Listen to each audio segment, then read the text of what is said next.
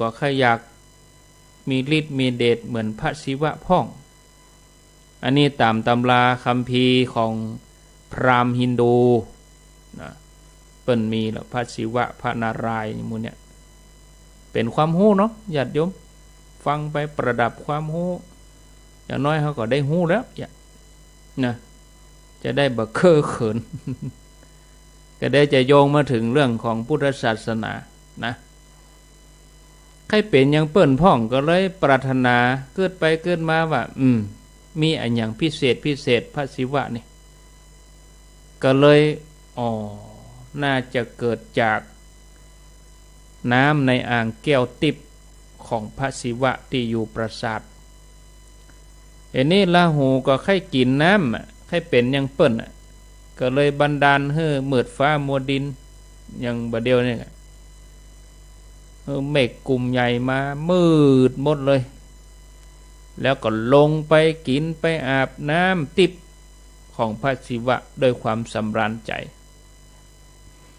หมู่บรรดานางฟ้าเทวดาหันฟ้ามืดฟ้ามัวอากาศวิปริตเหลือ PM 2.5 ก่อน เนาะมืดเหลือนั่นก่อนนะก็อย่ามืดอย่างตะวันตื้อเดือนตื้อตะวันกบกินเดือนเนี่ยก็มืดอย่างอันน่ะก็บันดาลให้ความมืดเกิดขึ้นเทวดาห้องพระศิวะก็ส่องข่ายออกมาไผมันยะฮือท้องฟ้ามืดหูว่าลาหูมาลักกินน้ำอาบน้ำอมฤตน้ำวิเศษพระศิวะก็เลยขว้างจักไปจักกรงจักเนี่ยนะแวดจนเป็นกรงจักไปถูกใส่ตัวของพระราหูปุ๊ดเป็น2 ต้อนนั่นอันนี้เป็นตำราที่1ตำราที่2อันนี้จะไปตั้งแนวโหราศาสตร์หน่อยนะเกี่ยวกับเทวดานพเคราะห์ปุ่นอย่างกับเวลาเปิ้นสวดนพเคราะห์เปิ้นถึงมีหรอพระเกศพระราหูพระเสาร์พระอาทิตย์พระจันทร์เนี่ยเปิ้นมีธงประจำวันแล้วก็มีกำลังต่อใดอันนี้เฮาบ่ลงลึกรายละเอียดละอันนี้เฮาบ่ลงลึกรายละเอียดจะกล่าวเพียงมอกฮือความรู้ญาติโยมทั้งหลายโดยย่อในอดีตการสมัยหนึ่งพระราหูพระเสาร์พระอาทิตย์พระพฤหัสเป็นเพื่อนกันนะพระเสาร์นี่กำเนิดเป็นพญานาคเจริญพรนั่นคนเฒ่านี่ก็จะไปเล่นโทรศัพท์กะอย่ามาหัวสดมาแว่เนี่ยเบอร์นี่ยังจำได้อยู่เบอร์ไผถ้าอย่างหลานกดนี่ทางใต้นี่จะไปเล่นแต่อุ้ยเฮ้ยฟังอาตมาเขาจบก่อนอยู่นิ่มไหมอยู่นิ่มใครรับก็รับพันเดี๋ยวถึงจะเปิดนะโทรศัพท์เสียงสตางค์ติ๊กคนเท่านี่ไม่ได้ก็เติมสตางค์เป็นว่าเอาไปโทรหารู้เจ้ารู้นี่ ความสุขของเปิ้นเนาะก็เดียวฟังตอน3แล้วก็ก้อยอันโทรแบบเดี๋ยวนี้จะไปเล่นเด้อลูกหลานอุ้ยฮึดกดโทรศัพท์ก็จะไปกดเด้ออยู่นิ่มๆเฉยๆไว้เนี่ยฟังบ่จบก็เดี๋ยวจะอู้ไปเนี่ยจะ3 ทุ่มแล้วนะเว้ยเหมือนกันเฮ้ยป้าเอาเหล่าเต้าอี้นี่ม่วนเหมือนกันเนาะวันก่อนนั้นก็เหล่าตึกเตะนะญาติโยมท่านทั้งหลาย วันนี้อย่างใดต้องจบเนาะอย่างใดต้องจบก็เดี๋ยวเล่านี่จบแล้วเดี๋ยวก็โทรใครโทรก็โทรติ๊กๆเนอะก็เดี๋ยวนะเดี๋ยวถ้าบ่โทรนี่เดี๋ยวจะโทรย้อนไปนะ2-3 เบอร์ที่ตึ๊ดนี่นะเดี๋ยวโทรมาเนอะถ้าบอกให้โทรมาถ้าบอกให้โทรจะไปโทรเด้อเล่าไปก่อน พ ระเสาร์พระอาทิตย์พระพฤหัสเป็นเพื่อนกันทีนี้พระเสาร์นี่กำเนิด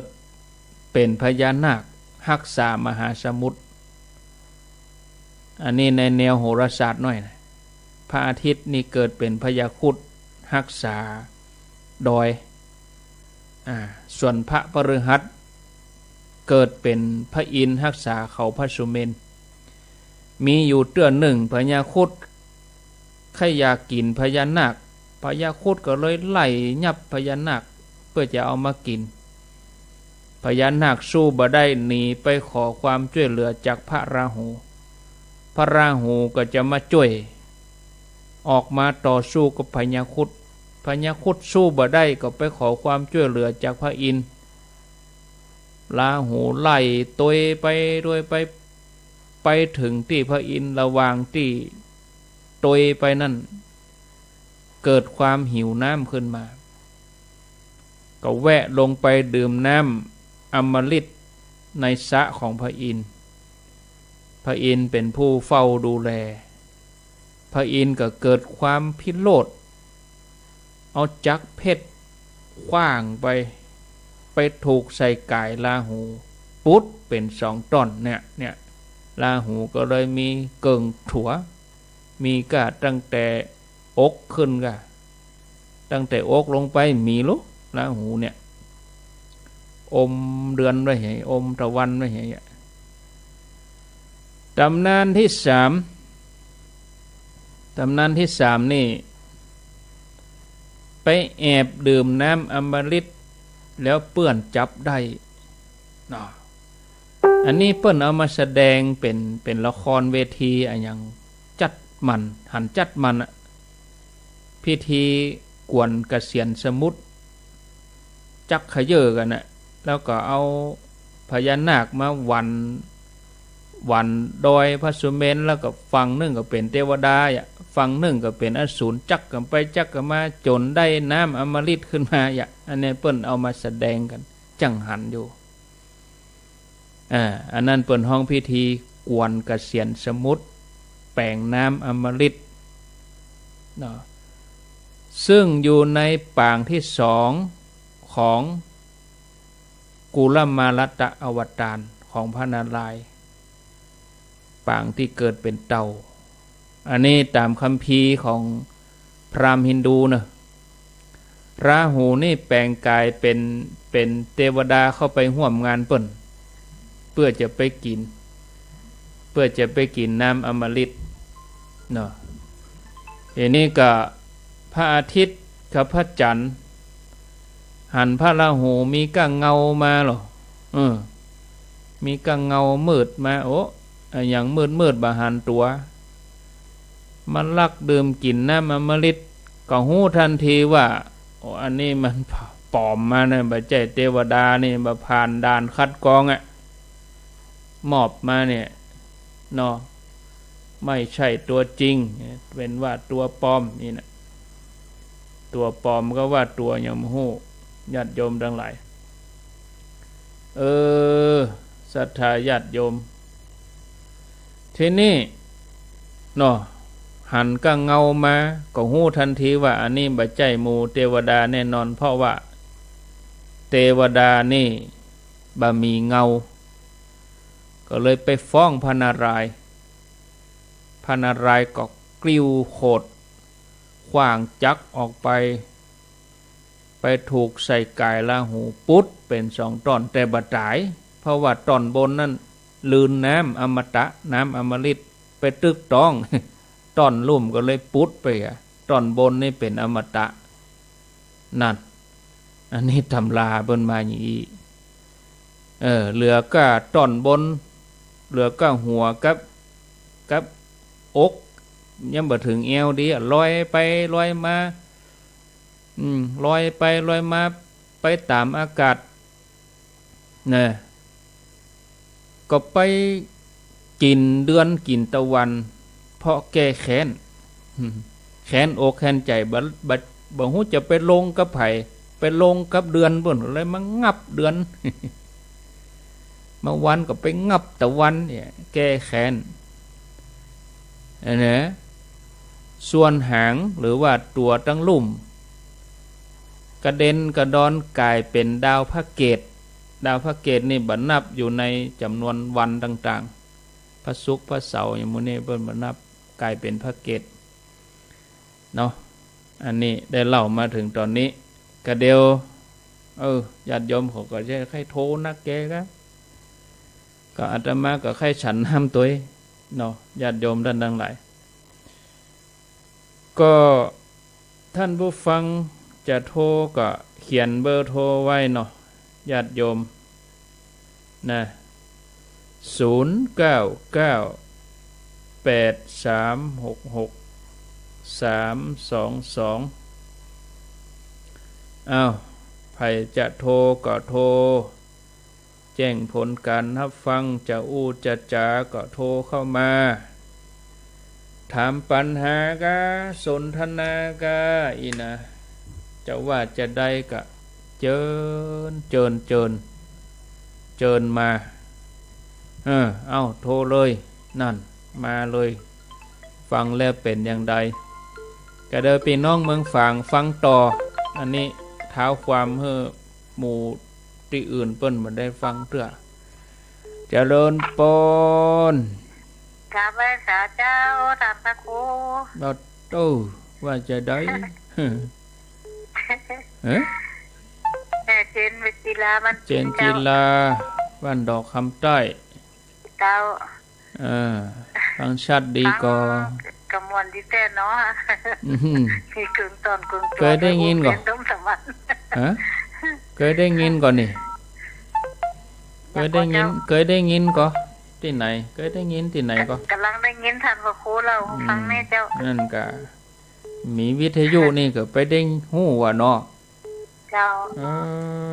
เนี่ยที่ว่าเดือนตะวันน่ะก็เคยหันอยู่แต่ว่าแต่เฮาบ่ฮู้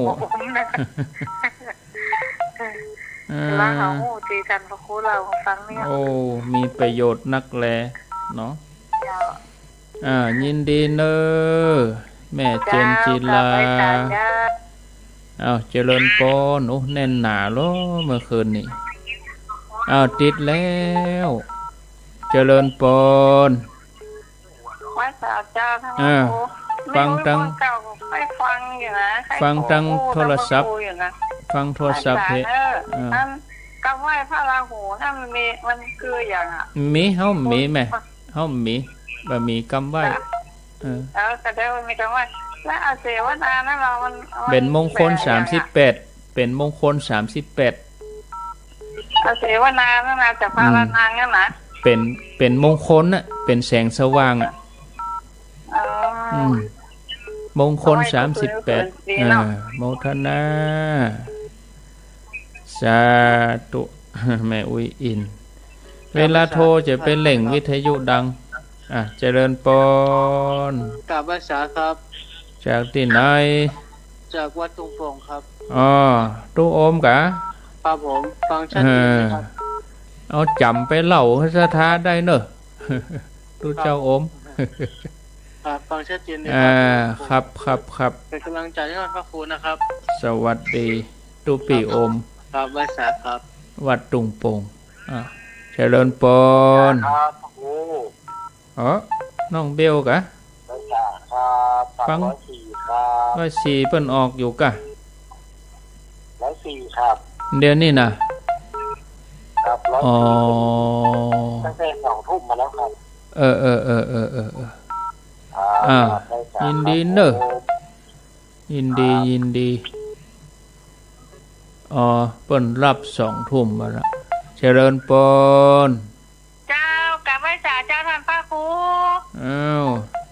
แม่สายพินเจ้าถ้ามีท่านพระครูเล่าให้ฟังกับมีไผเจ้าจะเล่าให้ฟังแม่สายพินกัลยาเจ้าเสียงดังฟังชัดดีเด้อท่านพระครูเด้อขอบคุณเด้อแม่สายพินเด้อเจ้ากราบไหว้สาเจ้าสาธุเจ้าเจริญปนเจริญปนไหว้สาท่านพระครูเจ้าอยู่ที่ไหนให้สลัดจะซ่อนน้ำเพิงปานจังหวัดลำปางเจ้า แจ่ซ่อนเนาะฟังชัดเจนดีเนาะลำปางแจ่ซ่อนฟังเคลื่อนอย่างนี้แม่ฟังขึ้น106ของงานดารุณีกะของคุณดารุณีนี่เนาะเจ้าของดารุณีนะเจ้าดีละยินดีนะเนอะเจ้ายินดีมีสุขต่อไป0998366322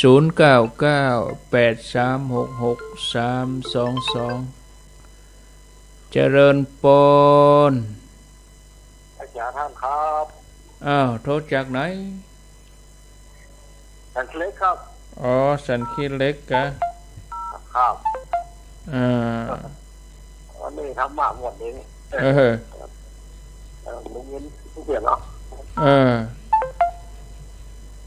เคยได้ยินที่ไหนมาก่อนก็บ่ได้ยินครับได้ยินเคยยินครั้งเดียวเลยเนี่ยจำเอาไปเล่าให้ลูกให้หลานเนอะครับเอาไปจำได้ก็จำอันใดอันหนึ่งก็ได้หรอ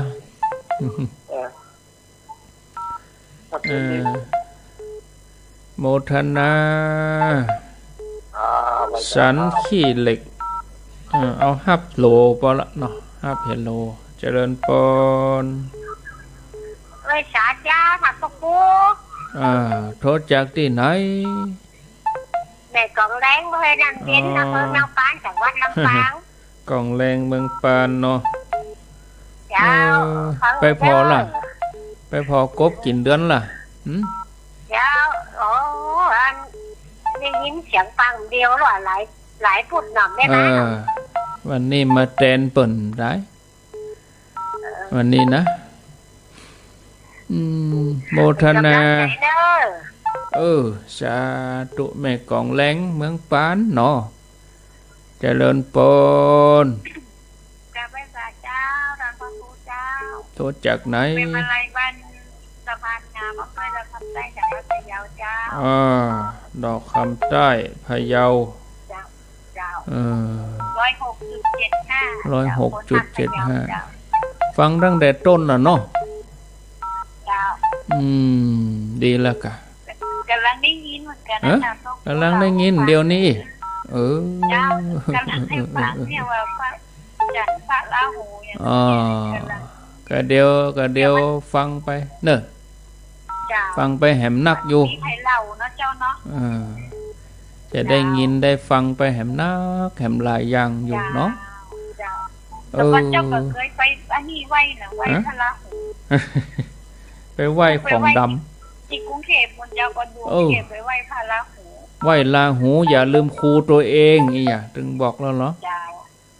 เป็นลืมพระพุทธเจ้ากะมันจะดัดของดำไปเพื่อไปชุดนะเดี๋ยวฟังจะอู้ให้ฟังโมทนาเป็นกำลังใจนะจ๊ะ0998366322จะไปถามว่าต้องปูจ้าอย่างพ่องมีกรรมไหวจะไปถามอาตมาเนอะถ้าไหวครูของอาตมานี่ฮู้กะอะระหังสัมมาสัมพุทโธภควาเนี่ยครูของเขาแต่จะไปไหวแล้วฮู้มีกรรมไหวก่อนบ่ถ้าถามเจริญปนแต่ไม่สาเจ้าท่านพระครูจากที่ไหนหนองบัวธรรมกาลเจ้าอยู่แม่คลองนี่เนอะมาอยู่แม่คลองเจ้าฟังสถานีไหนฟังสถานีไหนหลายตำราแกฟังสถานีไหนนี่วันได้หลายตำราบัดได้ยินทุกครั้งเจ้าสวัสดีจบก่อนสายที่110998366322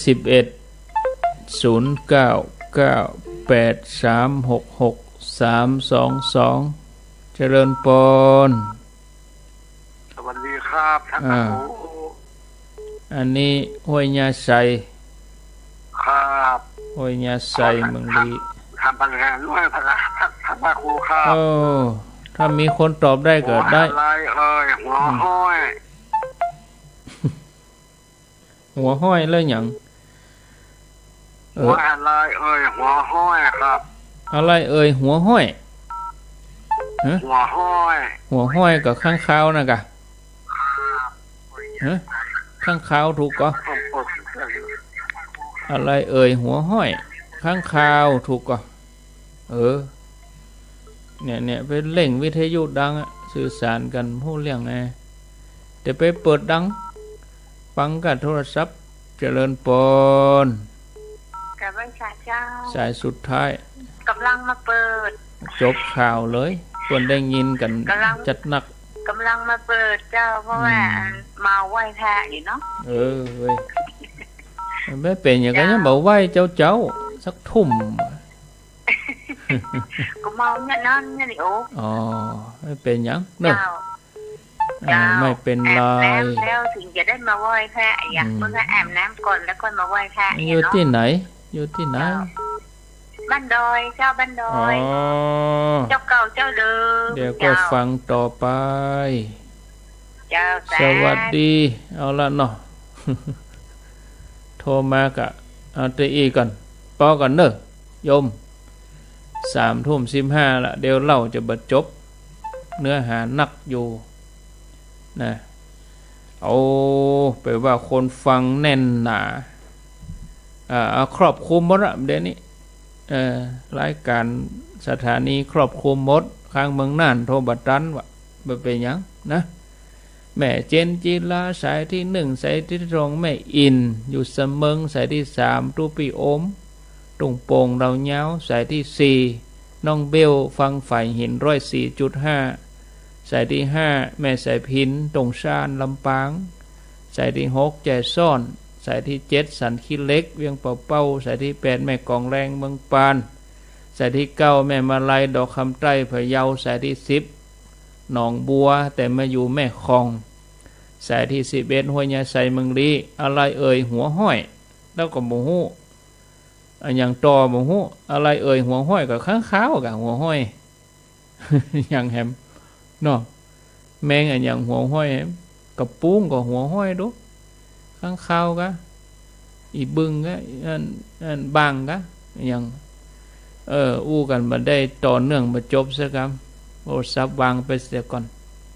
สุดท้ายนี้โดยน้อยเอามาฟังต่อเลยญาติโยมเดี๋ยวจะบรรจบอันนี้เรื่องราหูนะเพราะวันนี้เป็นวันราหูอมจันทร์แต่จะไปลืมกะ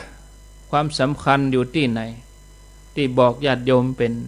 ป็นกรรมขึ้นต้นรายการว่าอย่ามัวปูจาราหูแล้วก็ลืมครูตัวเอง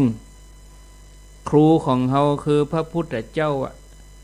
เฮาก็สวดกันนะสัทธาเทวมนุษย์สานังพระองค์เป็นครูของมนุษย์และเทวดาทั้งหลายราหูนี่เป็นสัญลักษณ์ของเงามืดสัญลักษณ์ของความมืดความมืดได้แก่โลภะโทสะโมหะหรือเป็นอวิชชายอมจะปุจจาวิชาหรือว่าปุจจาปัญญาฝากไว้แต่ความเชื่อนั่นก็เชื่อไปนะ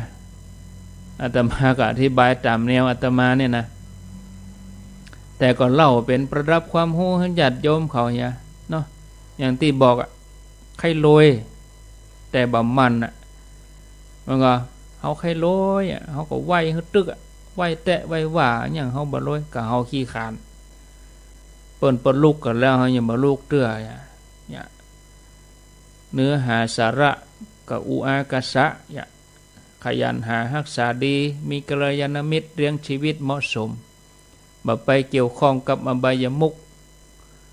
บ่คบคนชั่วเป็นมิตรบ่เอาคนชั่วมาเป็นมิตรบ่แอวกลางคืนบ่ดื่มสุราบ่ดูการละเล่นบ่เล่นการพนันบ่เกียจคร้านการทำงานลักก็มีเท่านี้นะต่อไปนี้คือหัวข้อว่าเรื่องติดหนี้พระราหูอันนี้ตำราของเปิ้นมาอย่างนี้พระอาทิตย์พระจันทร์พระราหูเป็นพี่น้องกันโดยพระราหูนี่เป็นน้องเล็กน้องสุดท้องต่อมาอ้ายถึง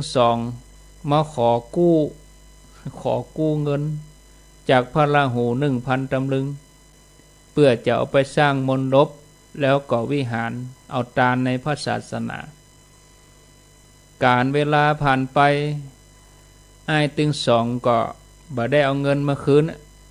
ทำให้พระราหูโคตรน่ะโคตรที่อ้ายตึงสองบ่รักษาสัจจะพระราหูก็เลยตั้งสัจจะอธิษฐานว่าจัดหน้าขอให้อ้ายตึงสองเนี่ยเกิดมาเป็นคนฮับใจตนในฐานะลูกหนี้บ่ใจพี่น้องกันแถมต่อไปโดยเหตุนี้ราหูก็เลยไล่ยับกินเดือนกินตะวันทุกจัดไป อันนี้ก็ตำราของเปิ้นมาอีกเนาะก็ย่าเฮ้ออ้ายตึงสองต้องผวาถึงพระอาทิตย์กับพระจันทร์เนี่ยกลัวราหูจะมาทวงหนี้ บ่มีจะใจเฮ้อราหูอีนะราหูอนาคตจะได้เป็นพระพุทธเจ้าอ้าวอันนี้มีในคัมภีร์อนาคตวงศ์ได้อู้ถึงอดีตของอสุรินทราหูที่เสวยจาดเป็นโพธิสัตว์เหมือนกันญาติโยมเวลาฟังอย่างนั้นฟังครบให้ฟังหมดจะไปตัดเอาตอนเดียวท่านพระครูว่าอย่างนั้นท่านพระครูเฮาไปตัดเอาเกิงกลางๆบ่ได้ฟังครบหมดอันนี้ฟังต้องฟังให้ครบหมดไปฟังก็ตั้งปลายท่านพระครูว่าบ่ดีเอาล่ะไปโตดอาตมามายุ่งหามะท่านพระครูว่าอย่างนั้นดีเนี่ยอันนี้เราต้องฟังให้ครบถ้วนกระบวนความถ้าแบบฟังครบมันจะมีปัญหาฟังดีได้ปัญญาฟังบ่ดีเกิดปัญหาเอามาว่ากันต่อแหวออกข้างทางนักราหูอนาคตจะได้เป็นพระพุทธเจ้าปรากฏในคัมภีร์อนาคตวงศ์คัมภีร์อนาคตวงศ์นี่เป็นคัมภีร์ที่เพิ่นแต่งขึ้นมาโดยอรรถกถานะไม่ใช่เกิดจากพระไตรปิฎกอนาคตวงศ์ก็อย่างที่ปฏิบัติเพี้ยนพระที่ทำเครื่องประหารตัวเองก็เพราะว่าไปเชื่อคัมภีร์ไปเข้าใจคัมภีร์อนาคตวงศ์ว่าทำลายตัวเองฆ่าตัวเองแล้วจะไปเป็นปัจเจกพุทธเจ้าคือเป็นความเชื่อที่ผิดเนี่ยแล้วก็คือเฮียนบ่จบนะพระพุทธเจ้าเพิ่นห้ามฆ่าสัตว์ฆ่าตัวเองซ้ำไปใหญ่เลยเพราะว่ามัวแต่ไปดูคัมภีร์อนาคตวงศ์เกินไปอันนี้ก็เหมือนกันคัมภีร์นี่ก็เหมือนกันอู้ถึงเรื่องอดีตของอสุรินทราหูเป็นโพธิสัตว์ปั่มเป่งบารมีมาเหมือนกับพระพุทธเจ้าเฮาเนี่ยแล้วก็ปรารถนาที่จะมาเป็นพระพุทธเจ้านะชื่อว่านาลทะสัมมาสัมพุทธเจ้าในอดีตชาติอสุรินทราหูถือกำเนิดเกิดเป็นอาญาเจ้าเมืองชื่อว่าพญาสิริคุตมะมหาราช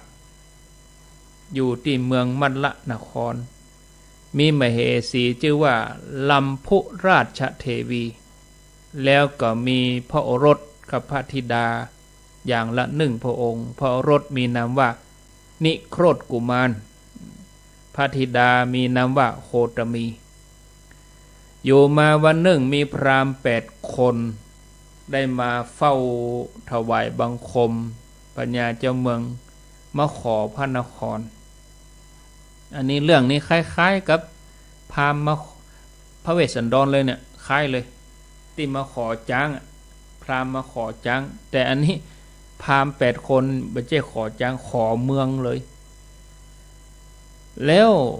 พระองค์ก็มอบเมืองให้พราหมณ์นี้ไปครองบัดเราแต่นั้นก็มอบมเหสีไปด้วยมอบพระโอรสพระธิดาไปด้วยนะแล้วก็เสด็จออกจากพระนครไปรักษาศีลอยู่ในอาสมในเวลานั้นยักษ์ตนหนึ่งหิว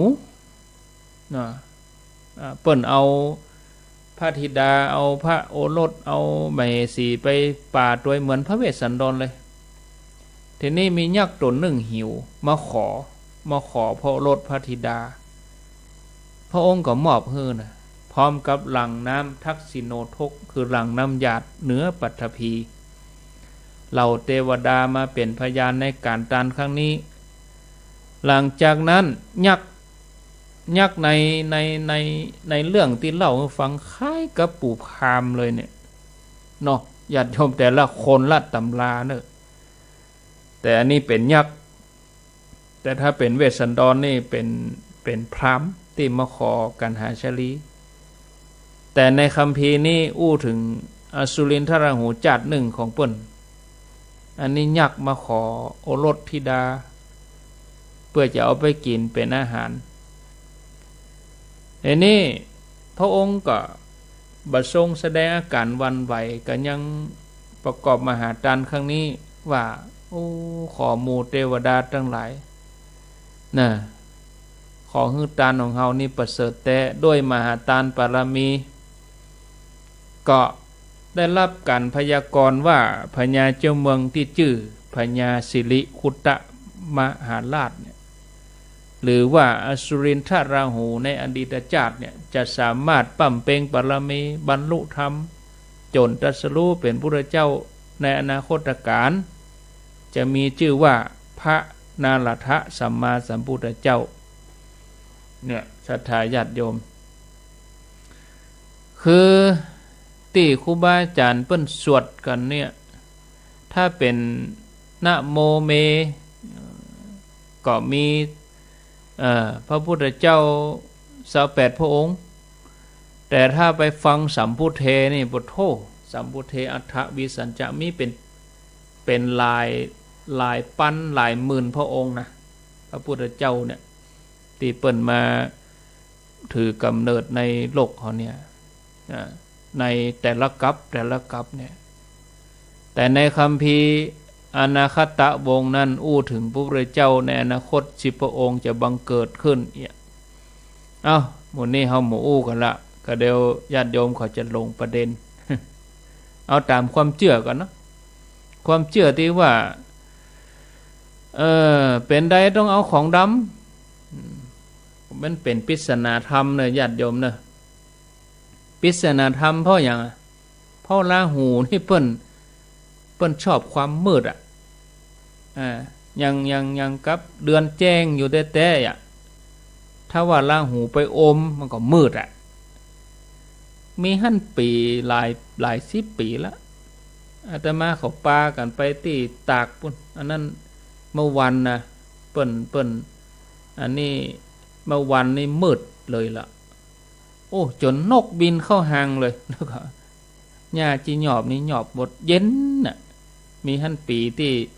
เมืองไทยเฮามืดไปเลยเมื่อวันน่ะอันนี้สุริยุปราคาแต่ถ้าว่าเมื่อคืนนี้จันทรุปราคาปริศนาธรรมเกิดขึ้นว่าเป็นยังไงใจของดำเพราะว่า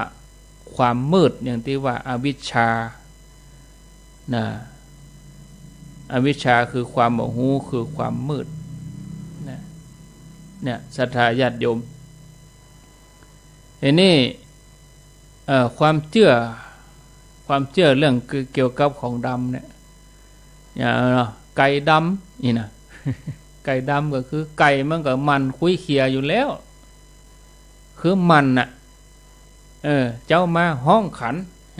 ป้าลูกหากินทำมาหากินดีมันไก่มันขันมันเจ้าหรอกเนาะเนี่ยศรัทธาญาติโยมท่านทั้งหลายอันยังความดำคือมืดเนี่ยมันเนี่ยก็ว่าไปถ้าว่าครบเนี่ยมันพวกญาติโยมจะไปเสาะซื้อมาเอาลืมไปเอามาเน้นในเรื่องของเกี่ยวกับทางพระพุทธศาสนานี้ฮือนักอย่างที่บอกญาติโยมเนี่ยมัวแต่ราหูลืมครูตัวเองนะศรัทธาญาติโยมท่านสาธุชนท่านทั้งหลายในวรรณคดีทางพุทธศาสนานี่เปิ้นอู้เรื่องพระราหูพระอาทิตย์พระจันทร์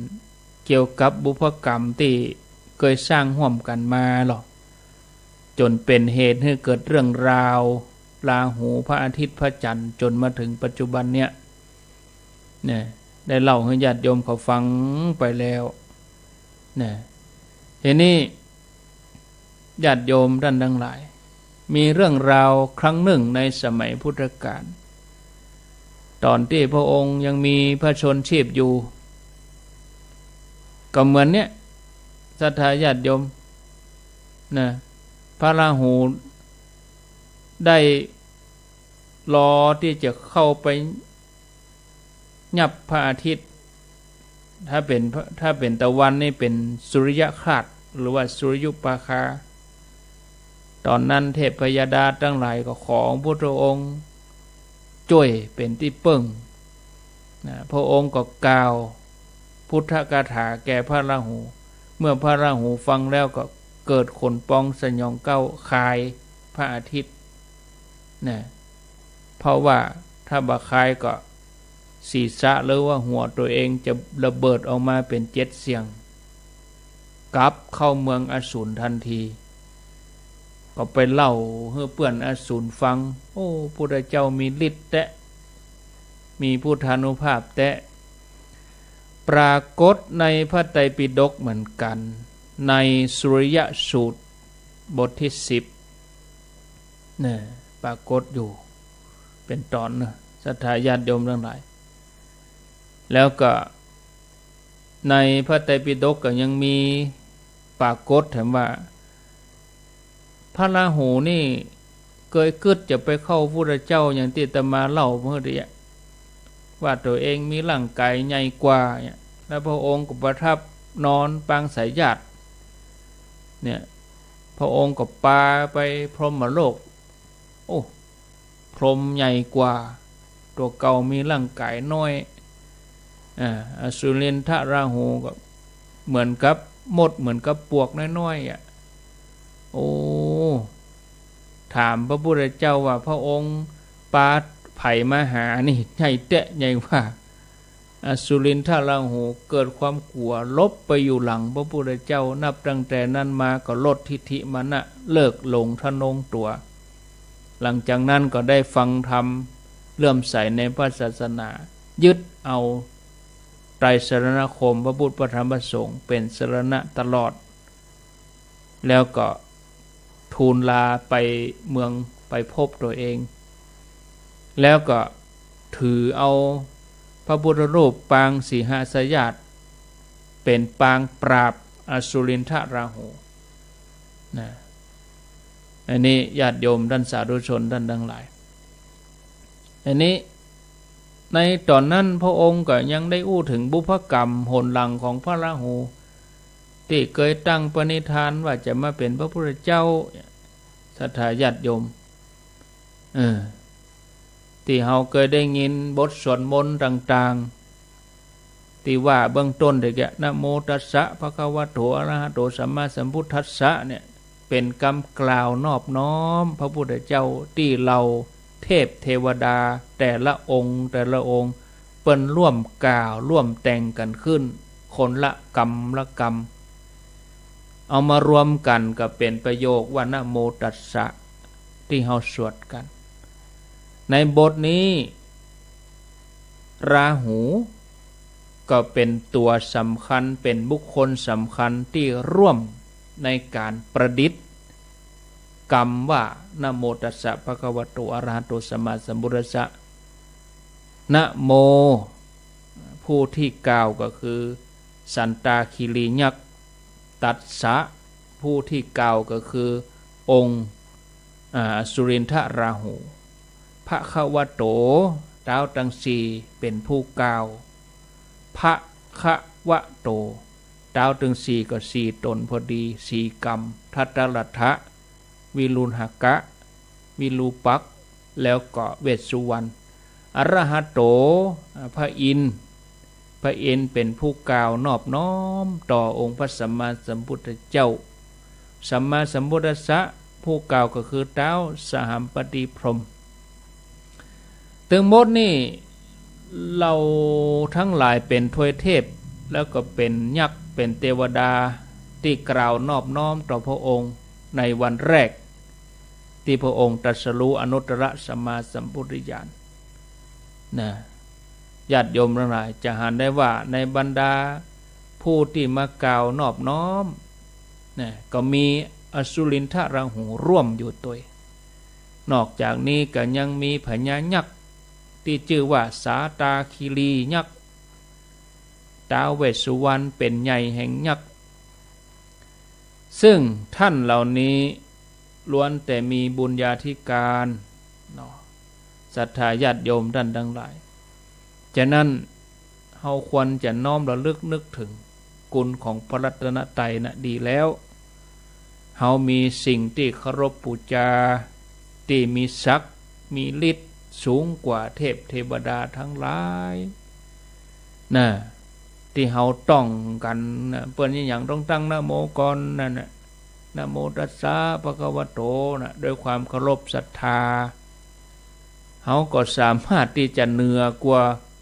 ภูมิอื่นๆภูมิพูดผีปีศาจอื่นๆบัดถ้ากลัวหยังญาติโยมเหนือกว่าทุกสิ่งอย่างอำนาจมืดทั้งหลายเหนือกว่า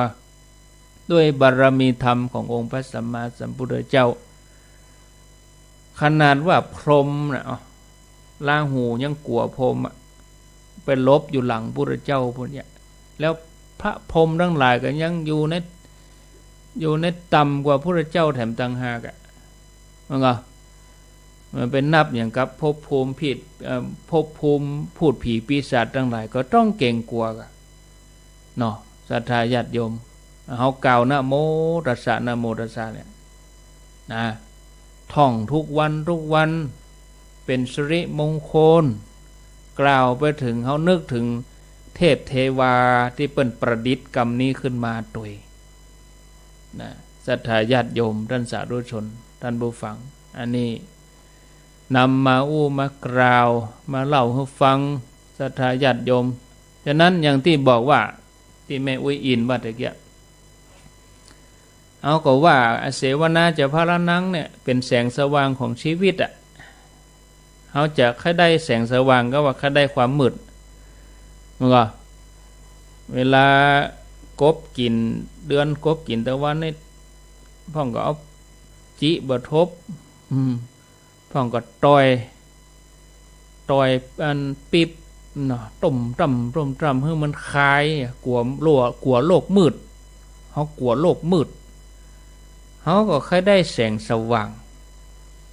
มืดนี่เขาชอบความสว่างแจ้ง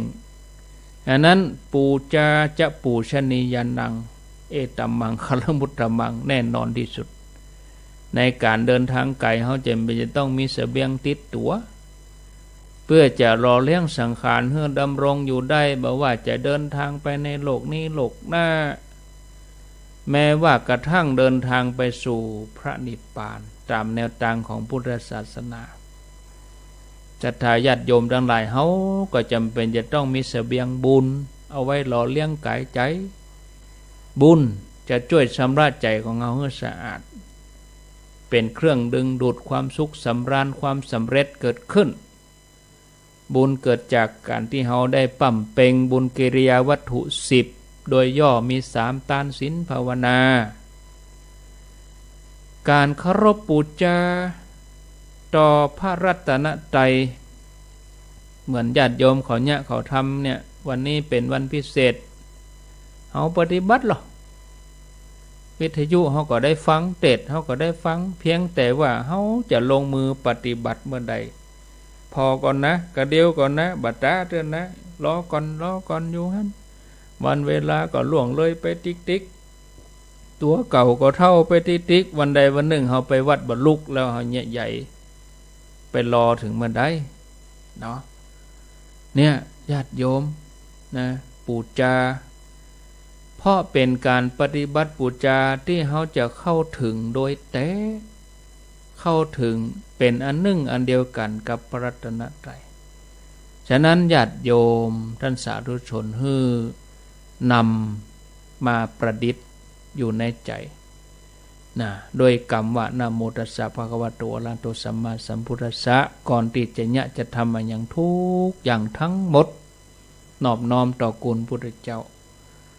เพราะในทางพุทธศาสนาปูจามี2อย่างด้วยกันอามิสปูจาแล้วก็ปฏิบัติปูจาอามิสปูจาด้วยวัตถุสิ่งของดอกไม้ธูปเทียนอาหารข้าวหวานน้ โภชนะอาหารทั้งหลายนี้เป็นต้นที่อยู่ที่อาศัยเสนาสนะยารักษาโรคส่วนปฏิบัติปูจาหมายถึงตั้งใจเหมือนญาติโยมเขาทั้งหลายทำกันอยู่อย่างนี้ตั้งแต่เจ้ามาตื่นมายิ้มแย้มแจ่มใสตั้งใจใส่บาตรนุ่งขาวปฏิบัติไหว้พระสวดมนต์สร้างคุณงามความดีตามหลักธรรมคำสอนที่ได้เป็นแบบอย่างพระองค์สรรเสริญเรื่องการปฏิบัติปูจาพ่อภัยก็ตามปูจาพระรัตนตรัยด้วยการทำใจหยุดนิ่งย่อมมีอานิสงส์อามิตรปูจาที่เขาทำเขาก็ทำไปกู้กันจิตใจเขาสะอาดบริสุทธิ์เต็มเปี่ยมไปด้วยศรัทธาเลื่อมใสในคุณธรรมขององค์พระสัมมาสัมพุทธเจ้าอุบาอาจารย์พระเจ้าพระสงฆ์ทั้งหลายเนาะจะนำเรื่องราวมาเล่าให้ฟังเนาะคงจะพอดีกับเวลาพอดีกับเวลาเรื่องมีอยู่ของนายสุมาณมารการชื่อก็ตึงออกมาละมาลาแปลว่าดอกไม้เกี่ยวกับดอกไม้ในกรุงราชคฤห์มีช่างจัดดอกไม้คนหนึ่งฮับเหมาเปิ่นจ้างไปจัดดอกจัดดวงที่ไหนเป็นคนฮับเหมาฮับเหมาจัดดอกไม้สดตามงานต่างๆดอกไม้แห้งไม้สดอีนะชื่อว่านายสุมาณนี่กูเจ้าจะเอาดอกมะลิจำนวน8 ธนานเอาไปถวายพระเจ้าพิมพิสารพระเจ้าพิมพิสารเปิ้นก็สั่งเป็นประจำเลยวันละ8 ธนานแล้วก็เปิ้นก็พระราชทานทรัพย์เพื่อเป็นกาดดอกไม้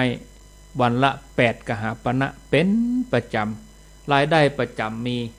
เอาดอกมะลิไปให้พญาเจ้าเมืองพระเจ้าพิมพิสารวันหนึ่งก็ไปเก็บดอกมะลิได้มาแล้วเพื่อที่จะเอาไปถวายพญาเจ้าเมืองพระพุทธเจ้าบิณฑบาตมาพอดีพร้อมกับหมู่สงฆ์พระองค์มีฉัพพนรังสีนายสุมาณะหันก็เลื่อมใสไข่ตาลอย่างอื่นก็บ่มีในมือเอาดอกมะลิเนี่ยตาลถึงหมดเลย8 ธนานเพื่อเป็นพุทธปูจาก็มาเกิดว่าถ้าว่าพญาเจ้าเมืองบ่ได้ดอกวันนี้เฮาจะโดนทำโทษบ่โดนเคี่ยนก็โดนเนรเทศว่าเป็นยังเนาะเพราะถึงพญาเจ้าเมืองจะอนุเคราะห์เฮาด้วยการพระราชทานทรัพย์เป็นกาดอกไม้เฮาก็เอาเลี้ยงตัวเฮาได้เฉพาะชาตินี้เท่านั้นแต่การได้บูชาพระพุทธเจ้าโดยดอกไม้เฮาทำเพื่อประโยชน์ในโลกหน้าเมื่อเกิดอย่างอันก็ตัดสินใจตายก็ตายยอมสละแล้วก็เอาดอกถึง8 ธนานบูชาพระเจ้าทันทีความอัศจรรย์บังเกิดขึ้นคือดอกมะลิถึง8 ธนานบัดตกถึงปื้นเลยญาติโยมดอกมะลิจัดเป็นกลุ่มอยู่4 กลุ่มกลุ่มละ2 ธนาน2 ธนานแรกไปเป็นเพดานอยู่บนเศียรพระพุทธเจ้าเหมือนฝ้าเพดานเลยมุงไปเลยแหม2 ธนานเป็นกำแพงลอยอยู่ด้านขวาแหม2 ธนานเป็นกำแพงลอยอยู่ด้านซ้ายแหม2 ธนานอยู่ตั้งหลังเนี่ยญาติโยมทั้งหลายเป็นกำแพงดอกไม้ตั้งหน้าโล่งลอยไปกับพระพุทธเจ้าพระองค์ไปที่ไหนก็เป็นกำแพงดอกมะลิไปหอมขึ้นนั่นท่านผู้ฟังนายสุมาณะหันอย่างอันก็ปีติดีใจไปถึงบ้านตัวเก่าไปถึงบ้านภรรยาถามมิไหนไปเก็บดอกเจ้าไปฮื้อพญาเจ้าเมืองมิไหนผู้เป็นสามีนายสุมาณะก็บอกว่าข้าเอาตาลให้พระพุทธเจ้าเห็นละภรรยาก็ถามว่าแล้วจะเอาที่ไหนไปฮื้อพญาเจ้าเมือง เขาก็ตอบว่าฉันตัดสินใจแล้วตัวนี่เนาะตายเป็นตายแต่ว่าเอาชีวิตเป็นพุทธบูชาถ้าพญาเจ้าเมืองจะลงอาญาอย่างใดฉันก็ยอมผู้เป็นภรรยาก็กลัวเนาะกลัวอาญาแผ่นดินก็เลยว่าเฮ้อสามีว่าโอ้สู่อย่ามาโง่อย่างนี้ขอโทษนะ สู่ทำไมโง่นะอย่ามาโง่เง่าเต่าตุนเธอฮู้ก็ว่าพญาเจ้าเมืองเนี่ยเฮ้อกุลเฮ้อโตดได้นะถ้าเฮ้อโตดพระองค์ทำเต็มที่นะถ้าพระองค์โคดมาครั้งเดียวเนี่ยโอ้เรียบร้อยสันบ่ยอมฮับกรรมตัวเธอนะจากนั้นภรรยาก็พาลูกไปเข้าเฝ้าพระราชาเพื่อจะเอาตัวรอด เพื่อให้ตัวเองพ้นความผิดกราบทูลเรื่องราวทั้งหมดเพื่อจะเอาตัวรอดว่าสิ่งที่สามีทำบ่เกี่ยวข้องกับตัวเองเป็นเรื่องของสามีผู้เดียวตัวเองบ่เกี่ยวข้องบัดเดี๋ยวนี้จะขอยาสามีตั้งแต่บัดเดี๋ยวนี้เป็นต้นไปเน้อพญาเจ้าเมืองคือพระเจ้าบิมพิสารเปิ้นเป็นโสดาบันเปิ้นมีสัมมาทิฏฐิเปิ้นมีพระราชศรัทธามั่นคงต่อพระรัตนตรัยบอกกองได้ฟังแล้วพระองค์ก็ชื่นชมผู้เป็นสามีคือนายสุมาณะแต่พระองค์แกล้งพิโรธก็อู้ไปว่าเอ้าเป็นอย่างนั้นหรือแม่นก็จริงพระเจ้าค่ะจริงหรือจริงเอ้าเฮาจะเอาความผิดกับนายสุมาณะเฮือจงได้ทหารไปอยู่หั่นพระเจ้าค่ะไปยับนายสุมาณะมาหับสั่งอย่างนั้นพระองค์ก็ไปตัวทหารทั้งหลายพระองค์ฮู้ดีนะศรัทธาญาติโยมและทีนี้นะพญาเจ้าเมืองก็สั่งให้ภรรยาของนายสุมาณะเอาปิกบ้านไปก่อนป่ะแล้วพระเจ้ามีมิสารก็โดยเสด็จพระพุทธเจ้าไปพุทธองค์ทรงหู้ดีว่าพระเจ้ามีมิสารนี่มีจิตเลื่อมใสนะพระองค์ก็เสด็จดำเนินไปเรื่อยๆเพื่อจะให้พญาเจ้าเมืองได้อนุโมทนากับความดีของนายสุมาณะพระองค์บัพประทานบาตรให้ไผเลยหับดอกของนายสุมาณะอย่างเดียวพระองค์เสด็จไปถึงพระลานหลวงพระพุทธเจ้าก็ยื่นบาตรให้พระเจ้าพิมพิสารพระเจ้าพิมพิสารก็ถวาย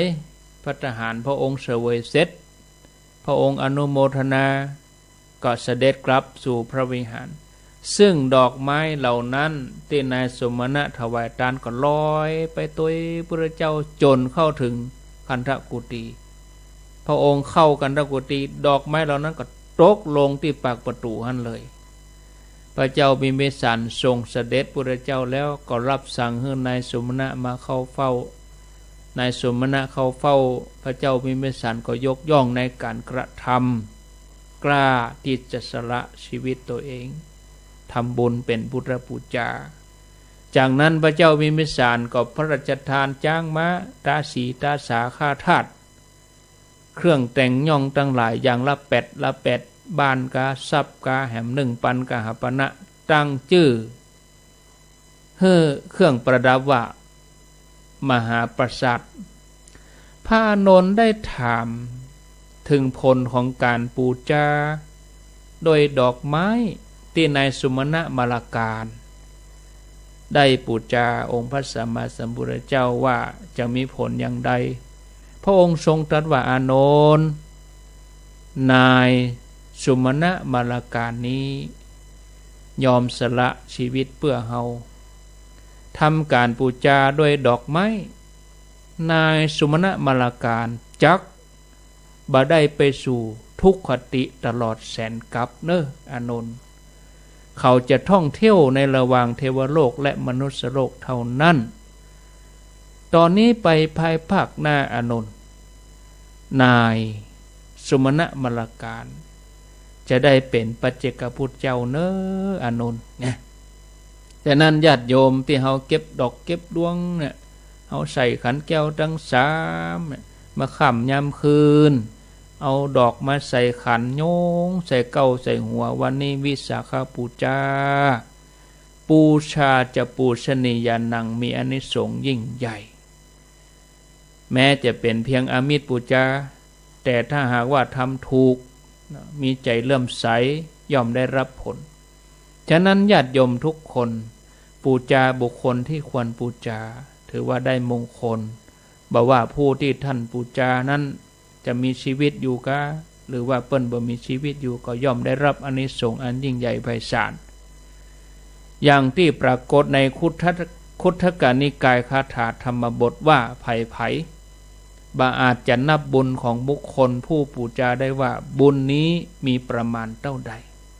บอกว่าโดยวิธีนับอย่างใดซึ่งผู้ที่ควรบูชาคือองค์พระสัมมาสัมพุทธเจ้าพระธรรมเจ้าพระสังฆเจ้าผู้ที่ข้ามพ้นธรรมที่ทำไว้เนิ่นช้าผู้ที่ข้ามพ้นความโศกเศร้าคร่ำครวญบอกว่าท่านทั้งหลาย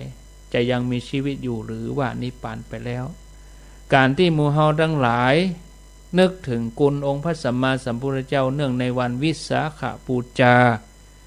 ได้ตั้งอกตั้งใจปฏิบัติมาตั้งแต่เจ้า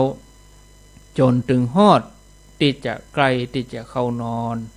ญาติโยมท่านทั้งหลายสำรวจตรวจตัวเองว่าวันนี้เฮามีศีลสมบูรณ์เฮามีทานสมบูรณ์ภาวนาสมบูรณ์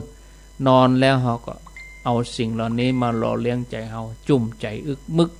นึกถึงมาได้ม่วนใจปีติเกิดวันนี้ตานเฮาก็ได้ทำศีลเฮารักษากุมบ่ผิดพลาดเนอะภาวนาก่อนนอนก็ทำเสียเนอะญาติโยมเหลือแถม 7-8 นาทีเอ้า0998366322นาทีทองไปจะอู้จะจาก็ขอเจริญพรรับฟังจากสถานีใดรายงานมาโดย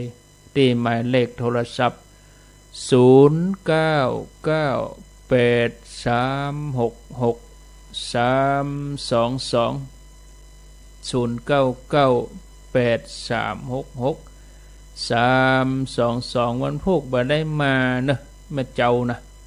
วันพุธก็จะนิมนต์ท่านชัยวัฒน์ตุลุงเหมาเลยวันพุธก็วันพุธนะเจริญพรจากตังใดอ๋อเด็ดสกอยฟัง104อนุโมทนาคนน้อยเนาะคนน้อยเจริญพรโทษจากที่ไหนฮะโทษจากตังใดคุณเป๊ะบ้านคุณเป๊ะจอมตองไก่เหมือนกันเนอะโธ่ได้ยินชัดดีก่อได้ยินชัดอยู่ครับบ้านคุณเป๊ะเลยกะรอฟังอาจารย์วรรณชัยวันอาทิตย์เนาะนั่นแหละอยู่ใกล้กันใกล้กันโอ้ขอบคุณเนอะอันนี้โทรทิ้งง่าเลยโทรคนหลายคนโทรหลายเนาะคุณแปะโอ้ยินดีที่โทรหากันพัตตินั่นแหละตะบลืออยากจะอู้กับอาจารย์กับผู้ปกติอะไรอย่างนี้ก็ได้อะไรยังก็ผู้ปกตินะเว้เป็นยังก็อู้อีก็ม่วนแล้วเนาะอู้กันแต่อีก็ม่วนแล้ว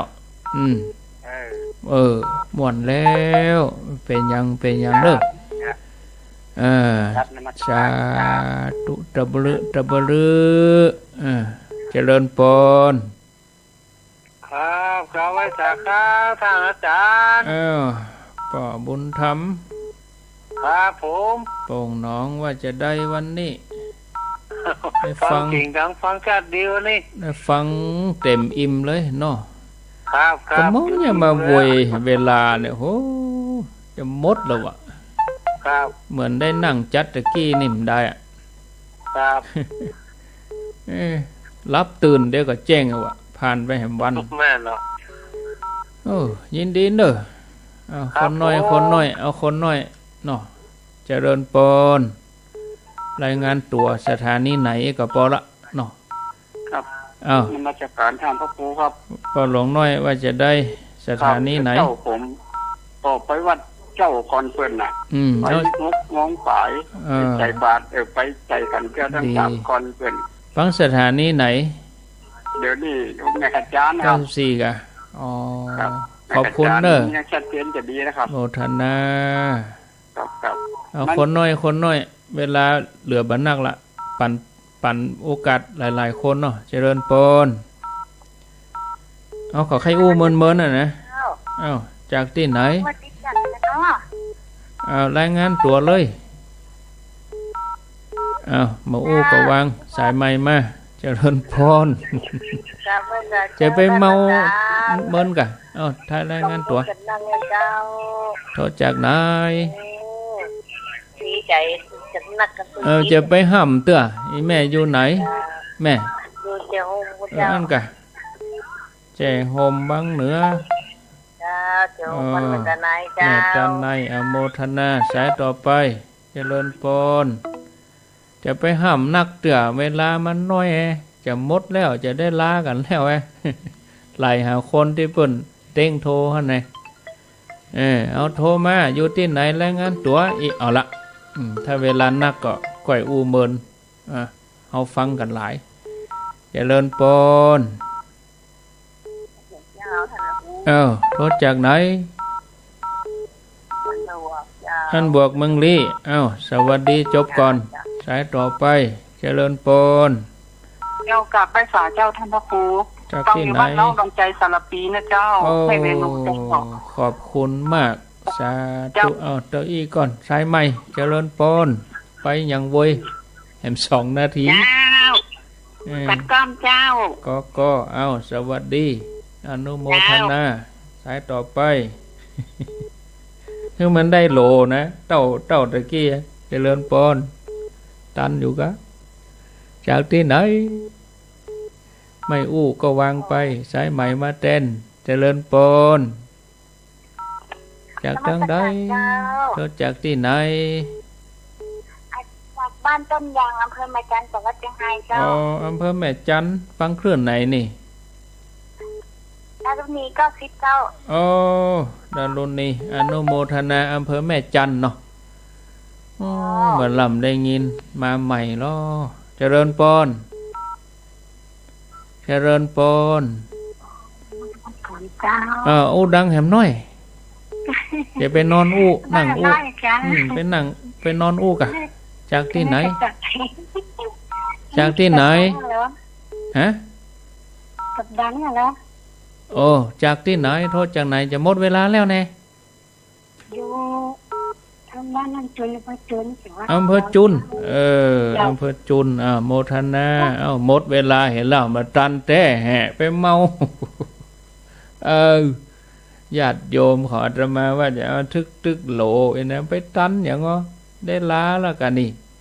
ลาก่อนนึญาติโยมสวัสดีจบก่อนอายุวันโนสุขังปรัง